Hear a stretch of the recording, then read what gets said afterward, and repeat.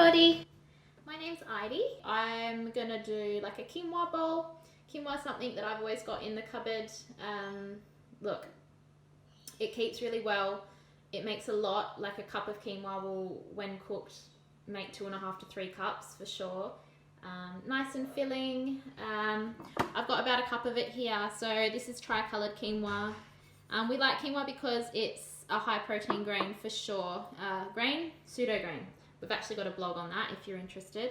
High in fiber, you know, it's got iron in it. Non-heme iron, of course, because it's not from an animal product source. So keep that in mind. If you're eating it for iron purposes, that's something to watch out for sure. But, you know, it's got all 9 essential amino acids in there. So people will say it's a complete protein. Truly, soy is the only complete protein because this is lacking in lysine a little bit, but often just won't have just enough lysine to make protein in the body at the same effectiveness as, you know, meat protein or soy or something like that. But still really high protein, and then combined with other things, you know, awesome.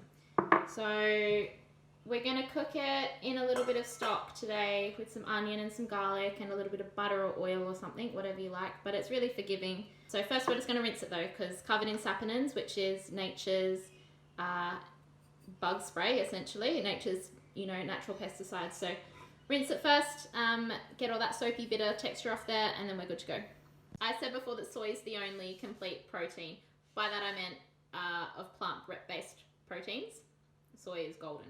But quinoa's up there, and when we combine it with, you know, a mix of other foods such as whole grains, legumes, nuts and seeds, you know, even within the day, you're creating a complete plant-based protein if you're eating quinoa as well.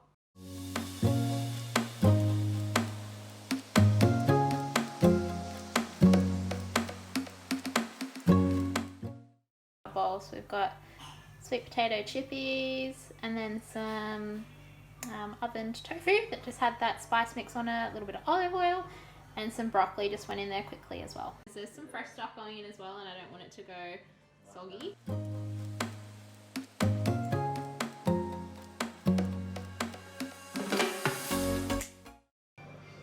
Okay, I think we're pretty golden. That looks yum. Chip, because that's probably the whole reason I make these, so I can pretend I'm eating chips. Even if you're a meat eater as well, you know, there's a really good mix of ingredients in there. You've got whole grains, tofu, so there's some soy protein, and then protein in the quinoa. There we go, some cashews.